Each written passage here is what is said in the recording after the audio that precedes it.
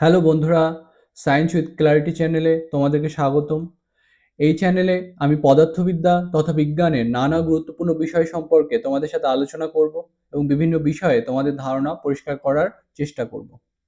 আমি ক্লাস 12-এর অত্যন্ত গুরুত্বপূর্ণ অধ্যায় স্থির তড়িৎ নিয়ে তোমাদের সাথে আলোচনা করছিলাম এবং স্থির তড়িতের আমি তড়িৎ ক্ষেত্র নিয়ে তোমাদের সাথে কথা বলছিলাম। আমি লাস্টের দিকে 4টে গুরুত্বপূর্ণ সংস্থার জন্য তোমাদের তড়িৎ ক্ষেত্র বের করে দেখিয়েছিলাম। কি কি ছিল সেই সংস্থাগুলো? যে একটা আমাদের এরকম আহিত সুষমভাবে আহিত একটা দণ্ড ছিল, সেই দণ্ডের অক্ষ বরাবর একটা পয়েন্টে আমরা তড়িৎ ক্ষেত্র বের করে দেখিয়েছিলাম যে এটা দণ্ডের মূলবিন্দু ছিল এবং মূলবিন্দু থেকে যে পয়েন্টে আমাকে তড়িৎ ক্ষেত্র বের করতে হবে সেই দূরত্বটা ছিল আমাদের আর। এই দণ্ডটার দৈর্ঘ্য ছিল এল। তাহলে পি পয়েন্টে আমাদের তড়িৎ ক্ষেত্রের রাশিমালাটা কত বেরিয়েছিল? E vector is equal two বেরিয়েছিল ল্যামডা বাই 4 পাই এপসাইলন। এখানে ল্যামডা হচ্ছে এই রডটার রৈখিক আদান ঘনত্ব, আমরা ধরেই নিয়েছি। যদি আমাদের কিছু না বলে দেয় তাহলে সেখানে পজিটিভ আধান এখানে আছে। তাহলে তাহলে ল্যামডা হচ্ছে এখানকার রৈখিক আদান ঘনত্ব। তাহলে এখানে কতটা আমাদের তড়িৎ ক্ষেত্র তৈরি হবে তার রাশিমালা আমরা এরকম পেয়েছিলাম। সেরকম ভাবে একটা রডের লম্ব সমদ্বিখণ্ডকের উপরিস্থিত একটা অবস্থানে কতটা তড়িৎ ক্ষেত্র হয়, তার অভিমুখ কতটা হয় সেটা আমরা দেখেছিলাম। অভিমুখটা কোন দিকে হয় সেটা আমরা দেখেছিলাম। যে একটা রড, এই রডের লম্ব সমদ্বিখণ্ডকের উপরের একটা পয়েন্ট হচ্ছে আমাদের এই রডের লম্ব সমদ্বিখণ্ডকের উপরের একটা পয়েন্ট আমাদের দিয়েছিলাম আমরা, যে এরকম এই রডটা লম্ব সমদ্বিখণ্ডকের উপরের একটা পয়েন্ট পি। এই পি সাপেক্ষে প্রান্তের এই অবস্থানগুলোতে অ্যাঙ্গেল আমাদের ফাই ফাই করে আমরা দেখিয়েছিলাম। এবং এই পি পয়েন্টে তড়িৎ ক্ষেত্রের অভিমুখটা কোন দিকে হয় সেটা আমরা বলেছিলাম, যেটাকে আমি বলেছিলাম ওয়াই অক্ষ, এটা আমাদের এক্স অক্ষ। তাহলে এই পি পয়েন্টে তড়িৎ ক্ষেত্রের অভিমুখ আমি বলেছিলাম কোন বরাবর হবে? ওয়াই অক্ষ বরাবর হবে, পজিটিভ ওয়াই অক্ষ বরাবর হবে, যদি রডটা এরকম সুষমভাবে আহিত থাকে। এই রডটা টোটাল দৈর্ঘ্য আমি এরকম ভাবে এল এল করে টোটাল 12 বলেছিলাম। তাহলে এই পি পয়েন্টে তড়িৎ ক্ষেত্রের রাশিমালাটা আমি কত বলেছিলাম? E vector is equal to কি বলেছিলাম? যে ল্যামডা বাই 2 পাই এপসাইলন আর। এখানে আরটা ছিল এই ও থেকে পি এর দূরত্ব। তাহলে ও থেকে পি এর দূরত্ব আমরা বলেছিলাম এখানে আর। তাহলে কি ছিল? Lambda by 2 pi epsilon r into sine phi into plus j cap. তাহলে এটা ছিল পি পয়েন্টে তড়িৎ ক্ষেত্রের রাশিমালা আমাদের। এরকম ভাবে আমি আরো দুটো সংস্থার জন্য তোমাদের তড়িৎ ক্ষেত্র বের করে দেখিয়েছিলাম। সেটা ছিল একটা এরকম সুষমভাবে আহিত একটা তার, বৃত্তাকার তার, তার অক্ষ বরাবর একটা পয়েন্টে আমি তড়িৎ ক্ষেত্র বের করে দেখিয়েছিলাম। যে অক্ষটা ধরো এক্স অক্ষ বরাবর আছে, আমি তোমাদের জেড অক্ষ বরাবর দেখিয়ে করেছিলাম। একইভাবে তোমরা বলতে পারো যে এক্স অক্ষ বরাবর এভাবে ধরে নাও অক্ষটা। তাহলে তার উপরের একটা পয়েন্ট পি নাও। তাহলে কেন্দ্র ও থেকে পি এর দূরত্ব ধরো আর, এবং এইটার ব্যাসার্ধ ধরো এ। তাহলে পি পয়েন্টে কতটা তড়িৎ ক্ষেত্র হতে পারে সেটা আমি তোমাদের দেখিয়েছিলাম। যে E vector is equal to কত বেরিয়েছিল আমাদের? যে 1/4 পাই এপসাইলন। এই তারটাতে টোটাল যদি বৃত্তাকার তারটাতে টোটাল চার্জ যদি কিউ হয়, তাহলে এখানে লিখেছিলাম আমরা Q R into R square plus A square to the power 3/2। এবং অভিমুখটা কোন দিকে হবে? যদি একটা ধনাত্মক আধান আহিত হতো, সবখানে এখানে ধনাত্মক আধান থাকতো, তাহলে পি পয়েন্টে তড়িৎ ক্ষেত্রের অভিমুখ হতো এই বরাবর। সো এইভাবে আমি বোঝাচ্ছি জিনিসটাকে, ঠিক আছে? আরেকটা কি বুঝিয়েছিলাম আমি? যে এরকম একটা অংশ যদি থাকে তারের, তার জন্য তার কেন্দ্রে একটা বৃত্তাকার অংশ, তার জন্য কেন্দ্রে কতটা তড়িৎ ক্ষেত্র হতে পারে সেটা আমি বের করে দেখিয়েছিলাম। যে এই বৃত্তাকার অংশটার ব্যাসার্ধ হচ্ছে এ, এবং এই অ্যাঙ্গেলগুলো আমি থিটা থিটা করে বলেছিলাম। এখানে পজিটিভ চার্জ এরকম ছড়িয়ে আছে, তার জন্য ওতে কতটা তড়িৎ ক্ষেত্র হতে পারে। সো এটাকে বলেছিলাম আমি এক্স অক্ষ, এটাকে বলেছিলাম আমি ওয়াই অক্ষ। তাহলে কেন্দ্রে তড়িৎ ক্ষেত্রের অভিমুখটা কোন দিকে হতে পারে? এইরকম নিচ দিকে হতে পারে। আমি দেখিয়েছিলাম তোমাদের কেন হয়, কিভাবে হয়, সবই আমি বুঝিয়েছিলাম। তো E vector is equal to কত বলেছিলাম? যদি আধানের রৈখিক আধান ঘনত্ব ল্যামডা হয়, তাহলে এক্ষেত্রে তড়িৎ ক্ষেত্রের রাশিমালা কত বেরিয়েছিল আমাদের? এরকমটা বেরিয়েছিল sine theta into minus J cap. So এইভাবে আমি তোমাদের তড়িৎ ক্ষেত্র 4টে সংস্থার জন্য বের করে দেখিয়েছিলাম। আজকে আমি তোমাদের তড়িৎ ক্ষেত্রের একটা গুরুত্বপূর্ণ ধারণা, তড়িৎ ফ্লাক্স এবং গাউসের সূত্র নিয়ে আমি তোমাদের সাথে আলোচনা করব। খুবই খুবই গুরুত্বপূর্ণ ধারণা, এবং সেটাকে ইউজ করে আমরা কয়েকটি সংস্থার জন্য আরো তড়িৎ ক্ষেত্র বের করব। ঠিক আছে? তাহলে আমরা এখন তড়িৎ ফ্লাক্স নিয়ে তোমাদের সাথে কথা বলছি। সো তড়িৎ ফ্লাক্সটা বলতে কি বোঝানো হয় সেটা আমি তোমাদের বলি। সো ইলেকট্রিক ফ্লাক্স বা তড়িৎ ফ্লাক্স বলতে আমরা কি বুঝি? ইলেকট্রিক ফ্লাক্স বলতে আমরা কি বুঝি সেটা আমি তোমাদের সাথে আগে শেয়ার করছি। তাহলে আমি ইলেকট্রিক ফিল্ড পড়ানোর সময়, তড়িৎ ক্ষেত্র পড়ানোর সময় কি বলেছিলাম? তড়িৎ ক্ষেত্র পড়ানোর সময় আমি বলেছিলাম, ধরো এখানে একটা সুষম তড়িৎ ক্ষেত্র আছে। সুষম তড়িৎ ক্ষেত্রকে এরকম আমি বলেছিলাম কিছু সমান্তরাল এবং সমদূরবর্তী সরলরেখা দিয়ে দেখানো হয়। তাহলে তড়িৎ ফ্লাক্স মানে আমি কি বলেছিলাম, তড়িৎ ক্ষেত্র মানে আমি কি বলেছিলাম, তড়িৎ ক্ষেত্র আমি বলেছিলাম যে এই তড়িৎ ক্ষেত্রের অভিমুখে এখানে একটা পয়েন্ট নিলাম আমি পি, তাহলে এই পি পয়েন্টের আশপাশে আমি একটা একক ক্ষেত্রফল নিলাম, ধরো এটা 1 বর্গমিটার ক্ষেত্রফল। তাহলে এই তড়িৎ ক্ষেত্র বরাবর এই 1 বর্গমিটার ক্ষেত্রফল দিয়ে যত সংখ্যক বলরেখা নির্গত হতে পারে সেটাই হচ্ছে তড়িৎ ক্ষেত্রকে নির্দেশ করে। তার মানে পি পয়েন্টের তড়িৎ ক্ষেত্র যদি 20 নিউটন পার কুলম্ব হয়, এই কথার মানে হচ্ছে ওই পি পয়েন্টের চারদিকে একক ক্ষেত্রফল দিয়ে কতগুলি বলরেখা নির্গত হচ্ছে, 20টা বলরেখা নির্গত হচ্ছে। ঠিক আছে, তাহলে কোন অঞ্চলে তড়িৎ ক্ষেত্র যদি ই হয়, তার মানে ওই ই এর অভিমুখে, ই এর অভিমুখ বরাবর এক একক ক্ষেত্রফল দিয়ে 1 বর্গমিটার ক্ষেত্রফল দিয়ে ই সংখ্যক বলরেখা নির্গত হচ্ছে, ই সংখ্যক বলরেখা নির্গত হচ্ছে ই এর অভিমুখ বরাবর একক ক্ষেত্রফল দিয়ে। ঠিক আছে, তাহলে এটাই হচ্ছে তড়িৎ ক্ষেত্রের মিনিং। আমি বলেছিলাম তোমাদের তড়িৎ বলরেখা দিয়ে তড়িৎ ক্ষেত্রকে এইভাবে আমরা বুঝতে পারি, কত সংখ্যক তড়িৎ বলরেখা নির্গত হচ্ছে, তড়িৎ বলরেখার সাথে এটা তড়িৎ ক্ষেত্রের সম্পর্ক। যে তড়িৎ ক্ষেত্রের মান যদি ই হয়, তার মানে হচ্ছে তড়িৎ ক্ষেত্রের অভিমুখে 1 বর্গমিটার দিয়ে ই সংখ্যক তড়িৎ বলরেখা নির্গত হচ্ছে। ঠিক আছে, তাহলে দেখো এখন তোমার ধরো একটা অঞ্চলের কথা বলছি, একটা ক্ষেত্রফলকে ভেক্টর হিসেবে কল্পনা করা যেতে পারে। এতদিন তোমরা জেনেছো ক্ষেত্রফল তো আমাদের রাশি, একটা স্কেলার রাশি হিসেবেই পড়েছো ক্ষেত্রফলকে, কিন্তু জেনে রাখবে এখন ক্ষেত্রফলকে আমরা ভেক্টর হিসেবে কল্পনা করতে পারি, সেইটাকে বলে ক্ষেত্র ভেক্টর। তাহলে ক্ষেত্রফলকে যদি ভেক্টর হিসেবে কল্পনা করি, তুমি সেটাকে ক্ষেত্র ভেক্টর বলো। তাহলে ক্ষেত্র ভেক্টরের একটা মান থাকে, ভেক্টরের একটা মান থাকে, অভিমুখ থাকে, তাহলে এই ক্ষেত্র ভেক্টরটার মান কি হবে, অভিমুখী বা কি হবে? ক্ষেত্র ভেক্টরটার মান হচ্ছে ক্ষেত্রফলের যা মান তাই। আর অভিমুখটা তাহলে কোন দিকে হবে? অভিমুখ হবে হচ্ছে ওই ক্ষেত্রফলের অভিলম্ব বরাবর। এখন অভিলম্ব বরাবর মানেটা কি? অভিলম্ব বরাবর মানে হচ্ছে লম্ব দিক বরাবর। ধরো তোমার খাতাটা এটা, তোমার খাতা এটা, এই খাতার লম্ব দিক বরাবর, অভিলম্ব দিক বলতে কোন দিকটাকে বোঝানো হচ্ছে? যে এই খাতার এই রকম লম্ব দিকে, তোমার খাতাটা যদি তোমার টেবিলের উপর থাকে বা বিছানার উপর থাকে, তাহলে ওই খাতা থেকে তোমার যে ছাদ, ঘরের ছাদ, সেই ছাদের দিকে যদি আমি একটা লাঠিকে দাঁড় করিয়ে দিই, তাহলে সেই বরাবর যে অভিমুখ হবে সেটাই হবে এই ক্ষেত্র ভেক্টরের অভিমুখ। এই ক্ষেত্রফলটাকে যদি আমি এস বলি, তাহলে এস এর অভিমুখ হবে এই উপরের দিকে। এটাকে আমরা এন ক্যাপ দিয়ে বোঝাই, একটা ক্ষেত্রের যে অভিলম্ব বরাবর অভিমুখটা সেইটাকে আমরা এন ক্যাপ দিয়ে বোঝাই। তাহলে এই ক্ষেত্রফলটাকে যদি আমরা ক্ষেত্র ভেক্টর হিসেবে কল্পনা করি, তাহলে তার অভিমুখ হবে এরকম এন ক্যাপ বরাবর, ওইটাই বলা হচ্ছে এই এস ক্ষেত্র ভেক্টরটার অভিমুখ। ঠিক আছে, তাহলে এটা যদি প্লাস এন ক্যাপ হয়, তাহলে তোমার খাতা সাপেক্ষে তোমার ঘরের নিচ দিকে তুমি যদি চলে যাও, তুমি যদি মাটির দিকে চলে যাও, তোমার খাতা সাপেক্ষে একদম লম্ব বরাবর তুমি যদি মাটির দিকে চলে যাও, তাহলে সেই অভিমুখটাকে বলবো আমরা মাইনাস এন ক্যাপ। ঠিক আছে, তাহলে এইভাবে একটা ক্ষেত্রফলের অভিলম্ব বরাবর ডিরেকশন কে বোঝানোর জন্য আমরা ক্ষেত্রফলকে ভেক্টর হিসেবে কল্পনা করতে পারি। আর ক্ষেত্রফলের ক্ষেত্র ভেক্টরের অভিমুখ হয় ওই ক্ষেত্রের সাথে লম্ব দিক বরাবর। তাহলে তাই যদি হয়, ধরো একটা অঞ্চলে তড়িৎ ক্ষেত্রের অভিমুখ হচ্ছে এই বরাবর, তড়িৎ ক্ষেত্রের অভিমুখ হচ্ছে এই বরাবর, আর এইখানে একটা ক্ষেত্রফল আছে, যেই ক্ষেত্রফলটাকে আমি ডিএস দিয়ে বোঝাচ্ছি। তাহলে এই ক্ষেত্রের অভিমুখটা কোন দিকে হয় বললাম? অভিলম্ব বরাবর। তাহলে ধরো মনে করো যে এই ডিএস এর অভিলম্বের ডিরেকশনটা এই বরাবর, এই এন ক্যাপ বরাবর। তাহলে ই আর এন ক্যাপের মধ্যে তো একটা অ্যাঙ্গেল হয়ে গেল। এখন আমি তোমাদের কি বললাম যে তড়িৎ ক্ষেত্র মানে কি বোঝায়, যে তড়িৎ ক্ষেত্রের অভিমুখে যদি তুমি একটা একক ক্ষেত্রফল নাও, তাহলে সেই একক ক্ষেত্রফল দিয়ে কত সংখ্যক তড়িৎ বলরেখা নির্গত হচ্ছে সেইটা ই দ্বারা বোঝানো হয়। ই দ্বারা বোঝানো হয় যে ই এর অভিমুখে একক ক্ষেত্রফল দিয়ে কত সংখ্যক বলরেখা নির্গত হচ্ছে। তার মানে তোমাকে বোঝাতে চাইছি যে ই এর অভিমুখ এই দিকে, তাহলে এই বরাবর এই রকম এই ই এর সাথে এই লম্বভাবে আমি একটা ক্ষেত্রফলকে দাঁড় করিয়ে দিয়েছি। এই ক্ষেত্রফলটার মান হচ্ছে একক ক্ষেত্রফল এটা, কিন্তু এই ক্ষেত্রফলটা কিভাবে আছে? এই ক্ষেত্রফলটা কিন্তু ই এর সাথে লম্বভাবে আছে।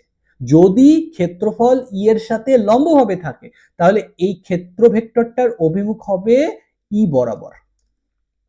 এই ক্ষেত্র ভেক্টরটার অভিমুখ হবে ই বরাবর, কারণ একটা ক্ষেত্রফলের অভিমুখ কোন দিকে হয়? অভিলম্ব বরাবর। ওই ক্ষেত্রফলের সাথে লম্ব দিকে হয় একটা ক্ষেত্রফলের অভিমুখ।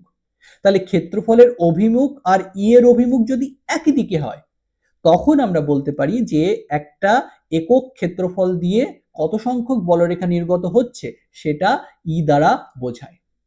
তাহলে এখানে ই এর অভিমুখ এই দিকে, তার মানে একটা ক্ষেত্রফলকে যদি আমি এভাবে রাখতাম এবং সেই ক্ষেত্রফলের মান যদি 1 বর্গমিটার হতো, তাহলে ই দ্বারা বোঝাতো যে ওই 1 বর্গমিটার ক্ষেত্রফল দিয়ে কতগুলি বলরেখা নির্গত হচ্ছে। কিন্তু এখানে তো এই ডিএস ক্ষেত্রফলের সাথে ই এর একটা অ্যাঙ্গেল হয়ে গেছে, ডিএস এর অভিমুখ এন ক্যাপ বরাবর, আর ই এখানে এইভাবে আছে, দুটোর মধ্যবর্তী অ্যাঙ্গেল ধরো থিটা। তাহলে যদি এরকম ভাবে থাকে, তাহলে একটা ভেক্টরকে আমরা উপাংশে বিভাজন করে দিতে পারি। ক্লাস 11-এ তোমরা বহুবার করেছো উপাংশে বিভাজন একটা ভেক্টরের। এ মানের একটা ভেক্টর যেটা এরকম থিটা অ্যাঙ্গেলে আছে, তাহলে এরকম এই ভেক্টরটাকে আমরা দুটো লম্ব উপাংশে বিভক্ত করতে পারি। এই উপাংশগুলি পরস্পর লম্বভাবে থাকবে। সেই লম্ব উপাংশগুলির মান কত ছিল? এ কস থিটা, এ সাইন থিটা, এরকম ছিল। তাহলে সেরকম ভাবে এই ই ভেক্টরটাকে আমরা এই লম্ব উপাংশে বিভাজন করতে পারি। যে উপাংশগুলি পরস্পর লম্বভাবে থাকবে, সেই উপাংশগুলির মধ্যে একটা উপাংশ এই ই এন ক্যাপ বরাবর হবে, সেটাকে বলবো আমরা ই কস থিটা। আর যে উপাংশটা এন ক্যাপের সাথে লম্ব দিকে থাকবে সেটা আমাদের হবে ই সাইন থিটা। আমার কি দরকার? আমার দরকার হচ্ছে একটা ক্ষেত্রফলের অভিলম্ব বরাবর কতটুকু তড়িৎ ক্ষেত্রের মান আছে সেটা আমার দরকার। তাহলে এই ই কস থিটাটা কি বোঝাচ্ছে? ই কস থিটাটা বোঝাচ্ছে এই এন ক্যাপ বরাবর, এন ক্যাপের অভিমুখ বরাবর একক ক্ষেত্রফল দিয়ে কতগুলি বলরেখা নির্গত হচ্ছে। তার মানে এই ই কস থিটা সংখ্যক বলরেখা, তড়িৎ বলরেখা এন ক্যাপ বরাবর একক ক্ষেত্রফল দিয়ে নির্গত হচ্ছে। তাহলে একক ক্ষেত্রফল দিয়ে যদি এন ক্যাপ বরাবর ই কস থিটা সংখ্যক তড়িৎ বলরেখা নির্গত হয়, তাহলে এই এন ক্যাপ বরাবর এই ডিএস ক্ষেত্রফল দিয়ে কতগুলি বলরেখা নির্গত হবে? তাহলে ডিএস ক্ষেত্রফল দিয়ে এত সংখ্যক তড়িৎ বলরেখা নির্গত হবে। এই এত সংখ্যক তড়িৎ বলরেখা ডিএস ক্ষেত্রফল দিয়ে নির্গত হবে। এই যে সংখ্যাটা আমি বললাম এটাকেই বলা হয় হচ্ছে তড়িৎ ফ্লাক্স। তাহলে তড়িৎ ফ্লাক্স বোঝায় যে কোনো একটা ক্ষেত্রফল দিয়ে কতগুলি তড়িৎ বলরেখা নির্গত হচ্ছে, সেই সংখ্যাকে বোঝানো হয় তড়িৎ ফ্লাক্স দিয়ে। তাহলে তড়িৎ ফ্লাক্সের ডেফিনেশন কি? তাহলে তড়িৎ ফ্লাক্সের ডেফিনেশন আমরা এইভাবে লিখতে পারি যে কোনো একটি, লিখে নাও, এখানে নোট করে নাও তোমরা একটু।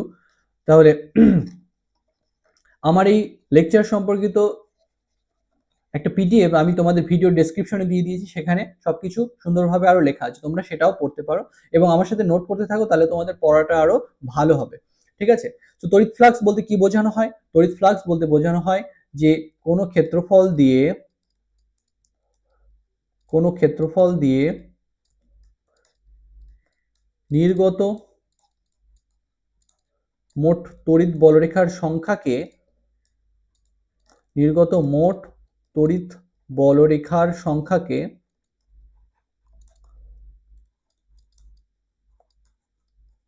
তড়িৎ ফ্লাক্স বলে।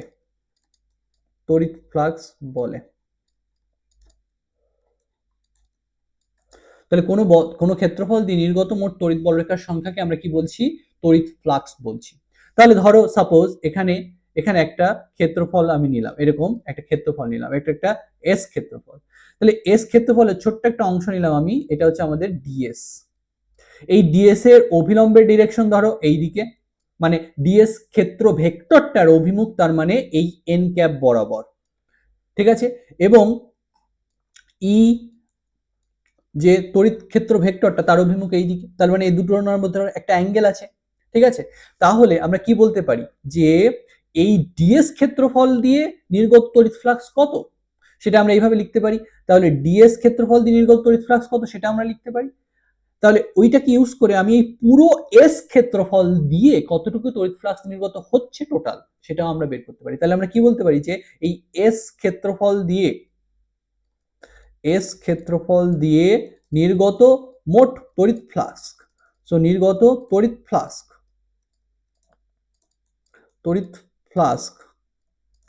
কত হবে? আমাদের তড়িৎ ফ্লাক্সকে আমরা ফাই দিয়ে লিখি। তড়িৎ ফ্লাক্স টোটাল কতটা তড়িৎ ফ্লাক্স নির্গত হবে?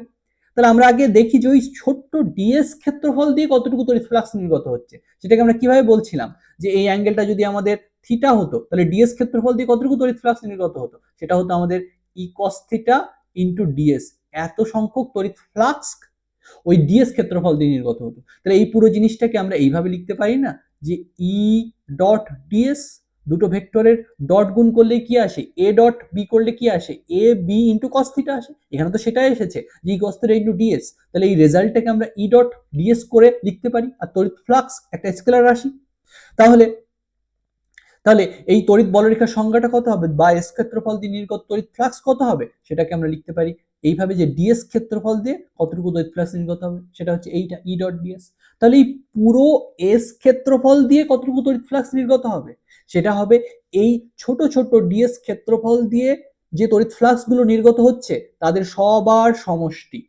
তাহলে সবার সমষ্টি করা মানেই কি, ইন্টিগ্রেশন করা এরকমের।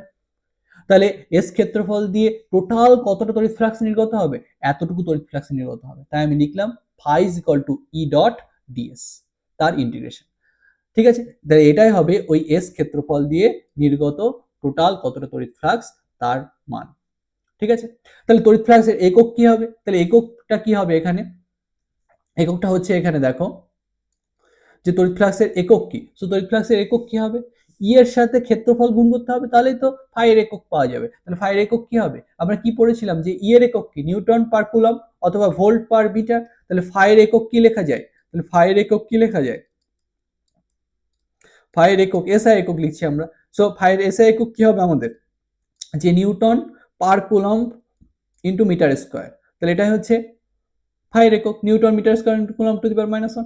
অথবা আমরা কি বলতে পারি, আমি বলেছিলাম ইলেকট্রিক ফিল্ডের আরেকটা একক আছে, তড়িৎ ক্ষেত্রের আরেকটা একক আছে। কি একক, তড়িৎ ক্ষেত্রের একক কি, ভোল্ট পার মিটার। এটাও বলেছিলাম তড়িৎ ক্ষেত্রের। তার সাথে তুমি যদি ক্ষেত্রফল মিটার স্কয়ারকে গুণ করো, তাহলে volt by metre into metre square যদি তুমি করো, তাহলে কি পাবে, ভোল্ট ইন্টু মিটার। তাহলে ফাই এর একক তুমি বলতে পারো newton metre square coulomb to the power -1 অথবা ভোল্ট ইন্টু মিটার, দুটোই ঠিক। ঠিক আছে, তাহলে এটা হচ্ছে ফাই এর একক। তাহলে একইভাবে ফাই এর মাত্রা বের করা যায়, তোমরা ইলেকট্রিক ফিল্ডের মাত্রা আমি বের করে দেখিয়েছিলাম, তার সাথে ক্ষেত্রফলের মাত্রা গুণ করে দাও, তাহলেই ফাই এর মাত্রা পেয়ে যাবে। ওটা আমি বের করে দেখাচ্ছি না তোমাদের। ঠিক আছে, তাহলে এইভাবে তুমি মাত্রাও বের করতে পারো, যে কোনো মাত্রায় বের করে নেওয়া যেতে পারে, মাত্রা মুখস্থ করা লাগে না, কয়েকটা বেসিক মাত্রা মুখস্থ করলেই যে কোনো রাশির মাত্রায় বের করে নেওয়া যেতে পারে।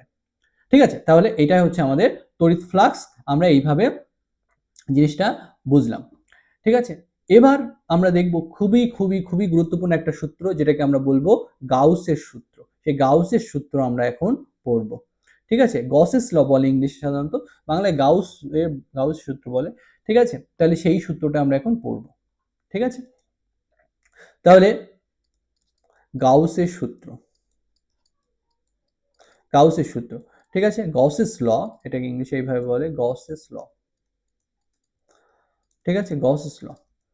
তো গাউসের সূত্র, তাহলে গাউসের সূত্রতে কি বলা হচ্ছে, গাউসের সূত্র এই তড়িৎ ফ্লাক্স সম্পর্কিতই একটা সূত্র।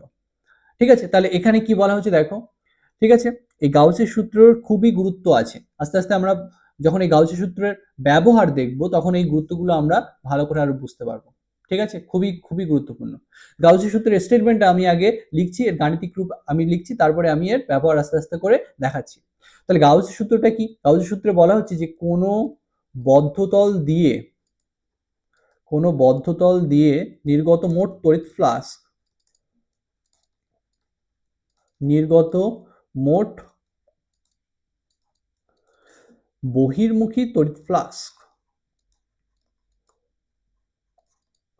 বহির্মুখী তড়িৎ ফ্লাক্স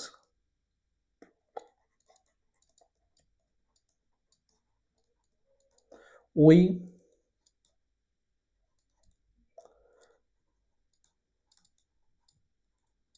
বদ্ধতল দ্বারা আবদ্ধ তড়িতাধানের 1/এপসাইলন গুণ, যেখানে এপসাইলন হচ্ছে মাধ্যমের তড়িৎ ভেদ্যতা। এটাই হচ্ছে গাউসের সূত্র।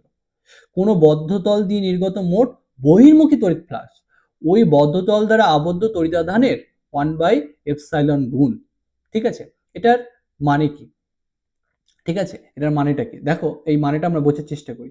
ধরো সাপোজ এটা একটা বদ্ধ তল, ক্লোজড সারফেস, ক্লোজড সারফেস, কোনো বদ্ধতল দিয়ে নির্গত তড়িৎ ফ্লাক্স।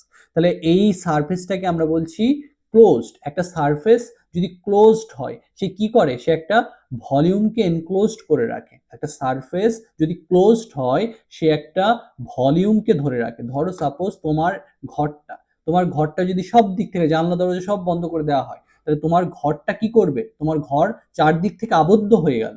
এইটাকে বলছি আমরা এনক্লোজড সারফেস, বদ্ধতল, চারপাশ থেকে এটা আবদ্ধ হয়ে গেল।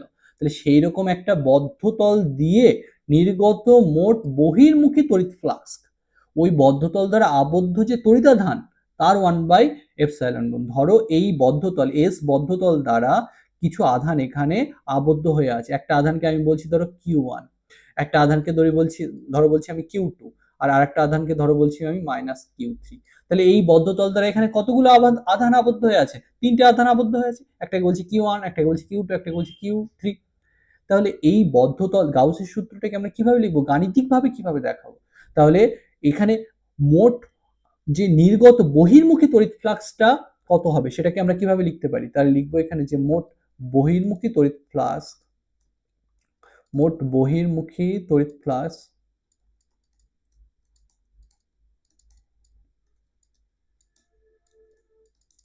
ঠিক আছে, মোট বহির্মুখী তড়িৎ flux phi is equal to আমরা কত লিখতে পারি?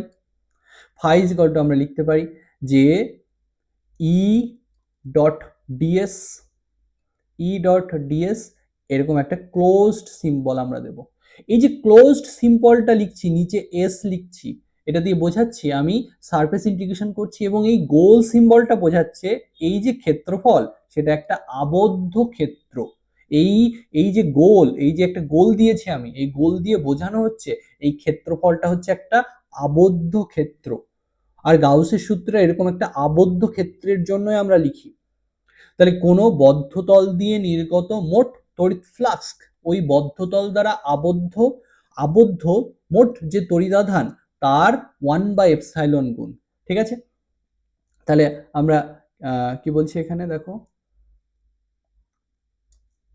তাহলে এইটা হচ্ছে টোটাল বহির্মুখী তড়িৎ ফ্লাক্স, এটা হচ্ছে বহির্মুখী তড়িৎ ফ্লাক্স। তাহলে এটা ইজ ইকুয়াল টু কি হবে, এই বদ্ধতল দ্বারা আবদ্ধ মোট যে তড়িতাধান তার 1/ε গুণ। এই বদ্ধতল দ্বারা মোট আবদ্ধ তড়িতাধান যদি QEN হয়, তাহলে সেটাকে আমরা এইভাবে লিখতে পারি যে QEN এর 1/ε গুণ। QEN হচ্ছে টোটাল এনক্লোজড কতটা চার্জ আছে এই এস ক্ষেত্রফলের ভেতর সেটাকে বোঝাচ্ছে। সো এইটাই হচ্ছে গাউসের সূত্রের গাণিতিক রূপ, যে মোট বহির্মুখী তড়িৎ ফ্লাক্স ইজ ইকুয়াল টু এরকমটা হবে। তার মানে তড়িৎ ফ্লাক্স যদি কোনো একটা সারফেসের ভেতরের দিকে ঢোকে, তাহলে সেই তড়িৎ ফ্লাক্সকে আমরা বলবো নেগেটিভ ফ্লাক্স, আমার ওই ক্ষেত্রফলের জন্য, ওই বদ্ধ ক্ষেত্রের জন্য। আর ওই বদ্ধ ক্ষেত্র থেকে যদি তড়িৎ ফ্লাক্স বাইরের দিকে বেরিয়ে যায়, তাহলে সেই ফ্লাক্সকে আমরা বলবো পজিটিভ তড়িৎ ফ্লাক্স। ঠিক আছে, পজিটিভ তড়িৎ ফ্লাক্স। ঠিক আছে, তাহলে তড়িৎ ফ্লাক্স যদি একটা ক্ষেত্রফল, একটা আবদ্ধ ক্ষেত্রের ভেতরে প্রবেশ করে, তাহলে তড়িৎ ফ্লাক্স হবে নেগেটিভ। আর তড়িৎ ফ্লাক্স যদি একটা ক্ষেত্রফল দিয়ে বাইরে বেরিয়ে যায়, সেটা আমাদের জন্য হবে পজিটিভ তড়িৎ ফ্লাক্স। ঠিক আছে, তাহলে এখানে কি বলা হচ্ছে যে মোট বহির্মুখী তড়িৎ ফ্লাক্স হবে ওই বদ্ধতল দ্বারা আবদ্ধ তড়িতাধানের 1/ε গুণ। এইটাই হচ্ছে গাউসের সূত্র। এখন এই যে QEN-টা লিখেছি আমি, QEN-টাকে এখানে কিভাবে লিখতে পারতাম? এখানে কতগুলো চার্জ আছে? 3টে চার্জ আছে। তাহলে QEN সমান আমি কি লিখতে পারতাম? Q1 plus Q2 minus Q3, এই টোটাল এই 3টে চার্জের সমষ্টি বাই এপসাইলন। যেহেতু একটা চার্জ এখানে নেগেটিভ, তাই আমরা লিখেছি Q1 plus Q2 minus Q3। তাহলে টোটাল এনক্লোজড চার্জ মানে ওই এস বদ্ধ ক্ষেত্রফলে কতটুকু চার্জ আছে সেটাকে আমরা এইভাবে লিখছি যে Q1 plus Q2 minus Q3। তাহলে টোটাল বহির্মুখী তড়িৎ ফ্লাক্স সমান হচ্ছে এরকম যে E ডট ডিএস তার টোটাল ক্লোজ সারফেসে ইন্টিগ্রেশন ইজ ইকুয়াল টু কি হবে, QN/ε। এটাই হচ্ছে আমাদের গাউসের সূত্র। তাহলে এই সূত্রটাকে ব্যবহার করে আমরা কোনো একটা বিভিন্ন সংস্থার ক্ষেত্রে তড়িৎ ক্ষেত্রকে বের করতে পারি, ঠিক আছে, এবং প্রতিসাম্য সংস্থার ক্ষেত্রেই তড়িৎ ক্ষেত্র গাউসের সূত্র দিয়ে বের করা যায়। দেখো ইটা অ্যাকচুয়ালি ভ্যারি করছে কিসের সাথে? ভ্যারি করছে মোটামুটি আর স্কোয়ারের সাথে। ইটা ভ্যারি করছে আর স্কোয়ারের সাথে। ঠিক আছে, আচ্ছা, তাহলে গাউসের সূত্র মোটামুটি যেখানে এরকম 1/r² থাকে, সেই সংস্থার ক্ষেত্রেই গাউসের সূত্র ব্যবহার করা যায়। এটা এটা একটা ইম্পর্টেন্ট কথা যেটা তোমাদের বইয়ে নেই। সেটা হচ্ছে দেখো, ধরো গ্র্যাভিটেশনাল ফিল্ড, গ্র্যাভিটেশনাল ফিল্ড মানে তোমার যে মহাকর্ষীয় বলক্ষেত্র, সেখানেও দেখো বলটা ভ্যারি করে কিসের উপর? 1/r² এর সাথে ভ্যারি করে। কুলম্বের সূত্রতে আমরা কি দেখেছিলাম? যে বলটা ভ্যারি করে 1/r² এর সাথে। তাহলে এই সব ক্ষেত্র যেখানে 1/r² এর সাথে বলটা ভ্যারি করে, সেই সব ক্ষেত্রে গাউসের সূত্র প্রয়োগ করা যায়। তার মানে মহাকর্ষীয় ক্ষেত্রেও গাউসের সূত্র প্রয়োগ করা যেতে পারে। সেখানে রূপটা একটু অন্য রকমের হয়, কিন্তু মহাকর্ষীয় ক্ষেত্রের জন্য গাউসের সূত্র আছে, যেটা তোমাদের 11-এ ছিল না। ওগুলো তোমাদের নেই, ক্লাস 12-এও নেই। গাউসের সূত্র মহাকর্ষীয় ক্ষেত্রের জন্য কিন্তু লেখা যায়, ঠিক আছে, ওটা আছে। তোমরা জেনে রাখবে যে এটা, যে যখনই বলটা ভ্যারি করবে 1/r² এর সাথে, এটা তোমরা খাতায় নোটও করে নিতে পারো, আমি মুখে বলে দিচ্ছি, লিখছি না আর, যে যদি বল 1/r² এর সাথে সমানুপাতিক হয়, সেই সেই বলক্ষেত্রের জন্য গাউসের সূত্র প্রযোজ্য। ঠিক আছে, সেই বলক্ষেত্রের জন্য গাউসের সূত্র প্রযোজ্য হবে যদি বল 1/r² এর সমানুপাতিক হয়। ঠিক আছে, যদি যদি ফোর্সটা 1/r² এর সাথে প্রপোর্শনাল হয়, তাহলে সেই বলের জন্যই গাউসের সূত্র আমরা প্রয়োগ করতে পারি। সেই ক্ষেত্রের জন্যই গাউসের সূত্র প্রয়োগ করা যায়। যে মিনস কোয়েশ্চেন এসেছিল কিন্তু এটা, ঠিক আছে। ওকে, তাহলে দেখো এখানে, ঠিক আছে, সেই গাউসের সূত্রের রূপ আলাদা হয়। এই যে যেটা লিখেছি আমি, এটা থেকে একটু চেঞ্জ হয় অবভিয়াসলি। যে মহাকর্ষীয় ক্ষেত্র হলে সেখানে তো চার্জ থাকবে না, ভর টর থাকবে, সেই টাইপের কিছু দিয়ে লেখা হয়। ঠিক আছে, ওগুলো তোমাদের জানতে হবে না, ওগুলো তোমাদের নেই। কিন্তু এইটুকু জেনে রাখো যে বল যদি 1/r² এর সাথে সমানুপাতিক হয়, সেই ক্ষেত্রে সেই সব সংস্থার ক্ষেত্রে গাউসের সূত্র লেখা যেতে পারে। তাহলে এরকমটা হচ্ছে আমাদের ব্যাপার। তাহলে আমরা চার্জের জন্য পড়ি, অন্য সব ভুলে যাই। আধানের জন্য আমরা গাউসের সূত্র পড়ছি, সেটাই আমরা পড়ি। যে তড়িৎ ক্ষেত্রের জন্য গাউসের সূত্র পড়ছি, তাহলে এটা আগে বুঝি আমরা ভালো করে। তাহলে মোট বহির্মুখী তড়িৎ flux phi is equal to কি হলো, E.ds, তার ইন্টিগ্রেশন করছি এবং ক্লোজ সারফেস বলে একটা গোল চিহ্ন দিয়েছি, বাই এই সমান লিখেছি Qn/E। তাহলে আবদ্ধ তড়িতাধানের 1/ε গুণ, এইটাই হচ্ছে আমাদের গাউসের সূত্র। ঠিক আছে, তাহলে এবার এই সূত্রটাকে ব্যবহার করে আমি বিভিন্ন সংস্থার ক্ষেত্রে তড়িৎ ক্ষেত্র বের করে তোমাদের দেখাবো। ঠিক আছে, তাহলে গাউসের সূত্র ব্যবহার করে আমি তড়িৎ ক্ষেত্র বের করব, অনেকগুলো সংস্থার জন্য বের করব। ভালো করে এগুলো পড়বে, এগুলোর থেকে প্রচুর প্রচুর প্রচুর প্রচুর কোয়েশ্চেন কিন্তু আসবে। ঠিক আছে, তাহলে ভালো করে বুঝবে, রেজাল্ট গুলো কিছু মনে রাখতে হবে, মুখস্থ রাখতে হবে আমাদের। ঠিক আছে, দেখো তাহলে আমরা কি করবো এবার, গাউসের সূত্র ব্যবহার করে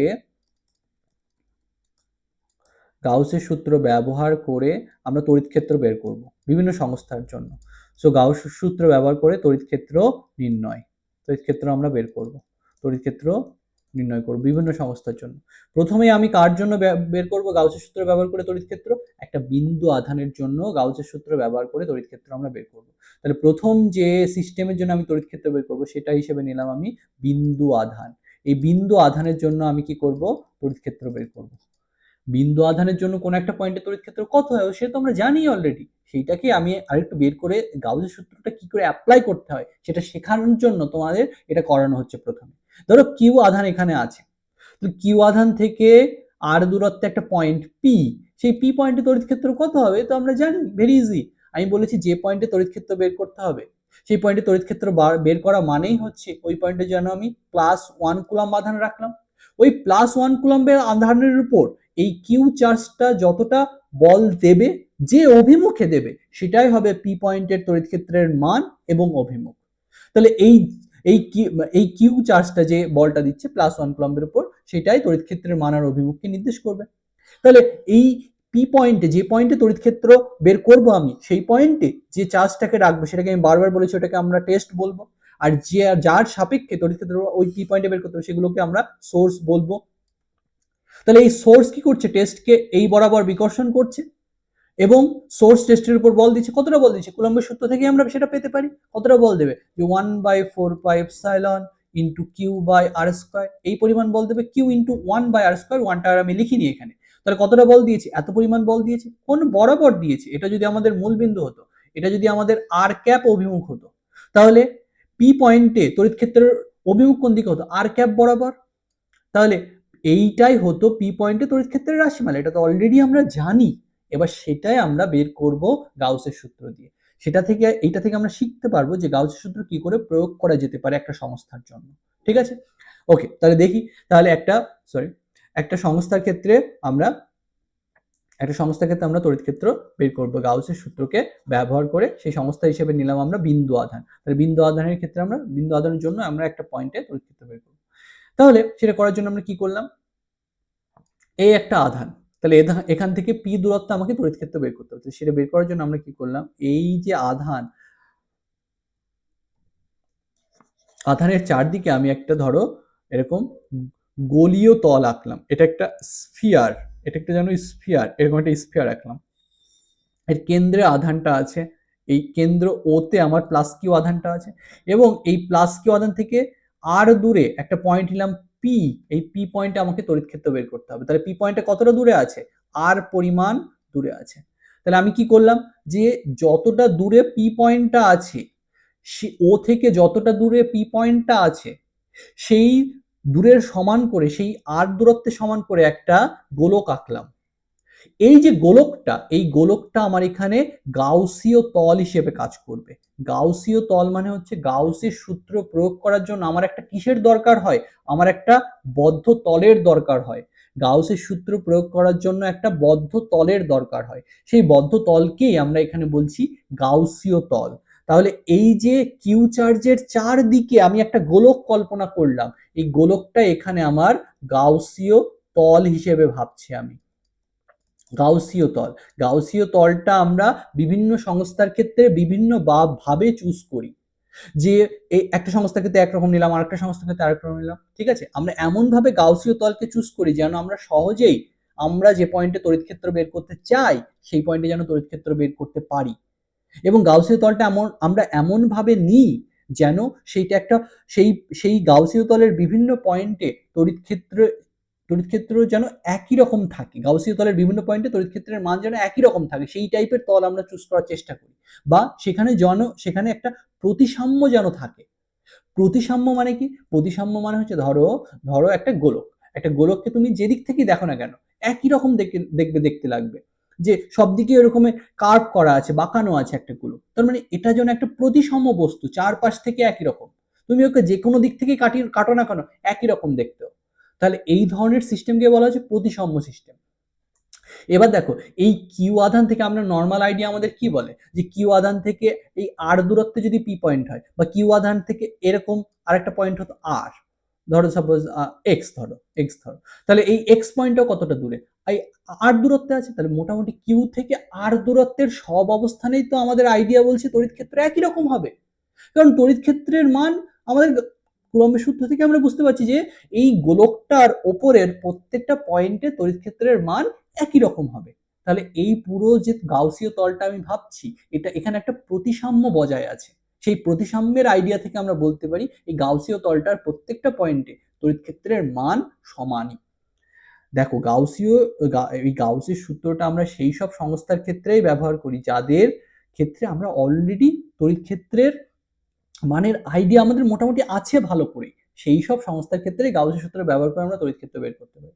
একদম আননোন এবড়ো থেবড়ো একটা চার্জ ডিস্ট্রিবিউশন, তার জন্য গাউসের সূত্র দিয়ে তড়িৎ ক্ষেত্র বের করা যায় না, ঠিক আছে।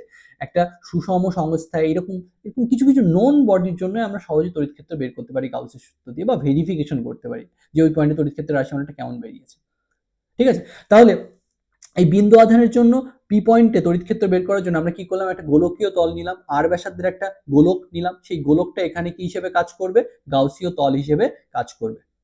এবং প্রতিসাম্য থেকে আমরা বলতে পারি এই গাউসীয় তলের প্রতিটা বিন্দুতে তড়িৎ ক্ষেত্রের মান সমান।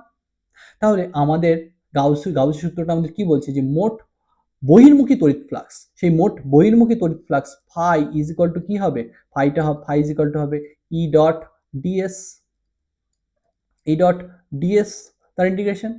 সো এটা ইজ ইকুয়াল টু কি হবে, টোটাল টোটাল এই সারফেস দ্বারা আবদ্ধ তড়িতাধান বাই এপসাইলন। তাহলে আমরা কি লিখতে পারি, টোটাল আবদ্ধ তড়িতাধান কত, এই এস ক্ষেত্রফল দ্বারা এই গাউসীয় তল দ্বারা এখানে টোটাল আবদ্ধ তড়িতাধান কত, কিউ পরিমাণ আধান এখানে টোটাল আবদ্ধ হয়ে আছে, বাই কি লিখবো, এপসাইলন। তাহলে এটাই হচ্ছে এই তল দ্বারা মোট টোটাল আবদ্ধ তড়িতাধান বাই এপসাইলন। এপসাইলন বলতে এখানে এই মাধ্যমটার তড়িৎ ভেদ্যতাটাকে বোঝাচ্ছে।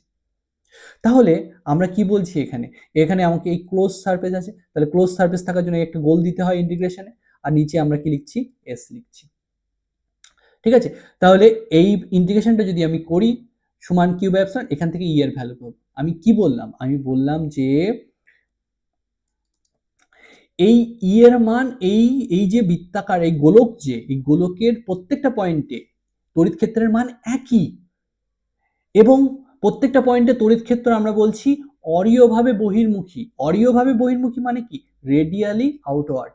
প্রত্যেকটা পয়েন্টে এই গাউসীয় তল, এই যে আমি যে গোলকটা বলেছি, গোলকটার প্রত্যেকটা পয়েন্টে তড়িৎ ক্ষেত্র রেডিয়াস বরাবর বাইরের দিকে কাজ করছে। এগুলো আমরা কোন আইডিয়া থেকে পেয়েছি? আগে যে আমরা কুলম্বের সূত্র পড়েছি, ধরো এই পয়েন্টে যদি আমি +1 কুলম্ব আধান রাখতাম আর এখানে কিউ আধান রাখতাম, তাহলে অবভিয়াসলি কিউ আধান তো +1 কুলম্বকেই এই আর বরাবরই, এই আর বরাবর এখানে যদি রাখতাম, তাহলে এখানের যে আর সেই বরাবর বিকর্ষণ করতো +q কুলম্ব +1 কুলম্বকে। তাহলে আমরা বলতে পারি এই গোলকের প্রত্যেকটা পয়েন্টে তড়িৎ ক্ষেত্রের মান সমান, এবং গোলকটার প্রত্যেকটা পয়েন্টে তড়িৎ ক্ষেত্র রেডিয়াস বরাবর বাইরের দিকে কাজ করছে, রেডিয়ালি আউটওয়ার্ড। আর এই ডিএস দ্বারা কি বোঝানো হচ্ছে? ডিএস দ্বারা বোঝানো হচ্ছে, ধরো এটা একটা আমাদের গোলক, তাহলে আমি গোলকের উপর ছোট্ট একটা ক্ষেত্রফল নিলাম, এই যে গোলকের উপর ছোট্ট একটা ক্ষেত্রফল নিলাম, এটা আমাদের জানো ডিএস। তাহলে এই ডিএস এর অভিমুখ কোন দিকে হবে? সেটাও, ডিএস এর অভিমুখ কোন দিকে হয়? একটা ক্ষেত্রফলকে যদি ভেক্টর হিসেবে কল্পনা করা যায়, তাহলে সেই ক্ষেত্রফলের অভিমুখটা কোন দিকে হবে? সেই ক্ষেত্রফলের অভিমুখটা হবে অভিলম্ব বরাবর। তাহলে সবসময় মনে রাখবে যে যদি একটা ক্লোজড সারফেস হয়, সেই ক্লোজড সারফেসের বাইরের দিকের যে অভিমুখ, সেটাকে বলা হয় পজিটিভ ডাইরেকশন। ওই ক্ষেত্র ভেক্টরটার পজিটিভ অভিমুখ, ওই ক্ষেত্রফলের লম্ব দিক বরাবর ওই ক্লোজড সারফেসের বাইরের দিকের যে অভিমুখ, সেটাকে বলা হয় পজিটিভ অভিমুখ। আর ওই ক্লোজ সারফেসের ভেতরের অভিমুখটাকে বলি আমরা নেগেটিভ অভিমুখ। ওই অভিলম্ব বরাবর ভেতরের দিকে যে অভিমুখ, সেটা হচ্ছে আমাদের নেগেটিভ অভিমুখ। ঠিক আছে? তাহলে আমরা কি বলছি? যে প্রত্যেকটা পয়েন্টেই, গোলীয় তলের প্রত্যেকটা পয়েন্টেই তড়িৎ ক্ষেত্রের মান সমান, আর প্রত্যেকটা পয়েন্টেই তড়িৎ ক্ষেত্র কোন বরাবর কাজ করছে? রেডিয়াস বরাবর বাইরের দিকে কাজ করছে। রেডিয়াস বরাবর বাইরের দিকের ভেক্টরটাকে আমরা এইভাবে বোঝাচ্ছি। আর ডিএস এর অভিমুখ, ডিএস এর যে অভিলম্ব, তার অভিমুখটাও কোন দিকে? একটা ক্ষেত্র ভেক্টরটার মান হচ্ছে ওই ক্ষেত্রফলের সাথে সমান, আর তার অভিমুখটা এখানে কোন দিকে হবে? তার অভিমুখটা হবে অভিলম্ব বরাবর, এবং অভিলম্বটা এখানে কোন দিকে কাজ করছে? অভিলম্বটা এখানে রেডিয়াস বরাবর সেই বাইরের দিকে কাজ করছে। তাহলে ডিএস এর অভিমুখ কোন দিকে? এই গাউসীয় তলের উপরের ছোট্ট একটা সারফেস, তার অভিমুখ কোন দিকে? রেডিয়াস বরাবর বাইরের দিকে। তাহলে ব্যাপারটাকে আমরা এইভাবে লিখতে পারি। ঠিক আছে? তাহলে ব্যাপারটাকে আমরা এইভাবে লিখতে পারি। So this is equal to কি হবে? কিউ বাই এপসাইলন হবে। ঠিক আছে? তাহলে তাহলে আমরা কি বলতে পারি এখানে? যে বা এটাকে কি বলতে পারি আমরা? ই ইন্টু ডিএস, ই ইন্টু ডিএস, এটার কি করব আমরা? এরকম ইন্টিগ্রেশন করব টোটাল এই ক্লোজ সারফেসে। So this is equal to কত হবে? Q by epsilon. এই এস সারফেসে যদি আমরা ইন্টিগ্রেশন করি, এস বলতে কি, এখন ই এর মান তো সবখানে সমানই, ই এর মান সবখানে একই এখানে, তাহলে এই ইন্টিগ্রেশনের বাইরে নিয়ে আসতে পারি আমি ই কে। তাহলে ইন্টিগ্রেশনটা শুধু আমার কার হবে? এই ক্ষেত্রফলের উপর হবে, এই ক্লোজড সারফেসের উপর হবে। তাহলে এটা সমান কি বলতে পারি? Q by epsilon. আর ক্লোজ সারফেসের উপর যদি তুমি ইন্টিগ্রেশন করো, বদ্ধ তলের উপর যদি ইন্টিগ্রেশন করো, তাহলে বদ্ধ তলের কি পাবে? ক্ষেত্রফল। ক্ষেত্র জুড়ে ইন্টিগ্রেশন করছো, তাহলে ক্ষেত্র জুড়ে টোটাল যদি ইন্টিগ্রেশন করো তুমি, তাহলে কি পাবে? এখানে ক্ষেত্রফলটাই পাবে।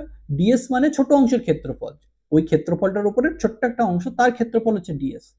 তাহলে সেই ডিএস এর উপর তুমি ইন্টিগ্রেশন করছো, তাহলে পুরো সারফেসটার, ওই পুরো ক্লোজড সারফেসটার তোমার কি বেরিয়ে যাবে? এখানে ক্ষেত্রফল বেরিয়ে যাবে। তাহলে এই টোটাল এই ক্লোজড ডিএস এর উপর এই রেজাল্টটা তোমার, এইটা তোমাকে কি দেবে? এখানে এই সারফেসটা কি ছিল? একটা, এটা একটা গোলক ছিল। তাহলে এই গোলকটার টোটাল সারফেস যদি তুমি ইন্টিগ্রেশন করো, তাহলে টোটাল ক্ষেত্রফলটা বেরিয়ে যাবে গোলকটার। আর গোলকের টোটাল ক্ষেত্রফল কত হয়? 4πr²। তাহলে আমি এখানে কি লিখতে পারি? ই ইন্টু 4πr²। তাহলে তাহলে আমাদের এই এই আর দূরত্বে যে ক্ষেত্রফলটা, যে তড়িৎ ক্ষেত্র হবে, সেটা কত হবে? এটাই হবে, এটা আমাদের জানা একটা রেজাল্ট, সেটাই আমরা আবার পেলাম। আমরা বলতে পারি এক ধরনের ভেরিফিকেশন করলাম যে গাউসের সূত্র দিয়ে বের করা যেতে পারে কিনা তড়িৎ ক্ষেত্র। দেখলাম এরকম ভাবে তড়িৎ ক্ষেত্রের মান আমরা পেতে পারি। আর ডিরেকশনটা কি রকম হবে? ডিরেকশন তো আমাদের যে আইডিয়া, যে আমাদের যদি কেন্দ্রে +q আধান থাকে, তাহলে পি পয়েন্টে, আর দূরত্বে পি পয়েন্টে তড়িৎ ক্ষেত্র কোন দিক বরাবর হবে? রেডিয়াস বরাবর বাইরের দিকে হবে। সেই আইডিয়া থেকেই আমরা করতে পারি। রেডিয়াস বরাবর যদি বাইরের দিকে হয়, তাহলে তড়িৎ ক্ষেত্রের অভিমুখ কোন দিকে হবে? Radially outward. রেডিয়ালি আউটওয়ার্ডের বাংলা হচ্ছে অরীয়ভাবে বহির্মুখী। এইসব কথা অনেক ডিটেলসে আমার নোটে লেখা আছে, আমার পিডিএফ এ লেখা আছে। সেই পিডিএফটা আমার এই ভিডিওর যে ডেসক্রিপশন, সেই ডেসক্রিপশনে দেওয়া আছে। তোমরা সেখান থেকে আরো পড়তে পারো এই ডিটেলসে এই কথাগুলো, যেগুলো এখানে আমি বললাম মুখে মুখে। ঠিক আছে? এইগুলো তোমরা শর্ট নোটের জন্য করে রাখো। এই যে আমি তোমাদের যেগুলো এখানে লেখাচ্ছি আমার সাথে সাথে নোট করলেই তোমাদের অনেক কিছু লেখা হয়ে যাবে, এগুলো পড়লেই তোমাদের পরীক্ষার জন্য যথেষ্ট। কিন্তু আরও কিছু জানার জন্য তোমরা আমার এই পিডিএফটা পড়তে পারো।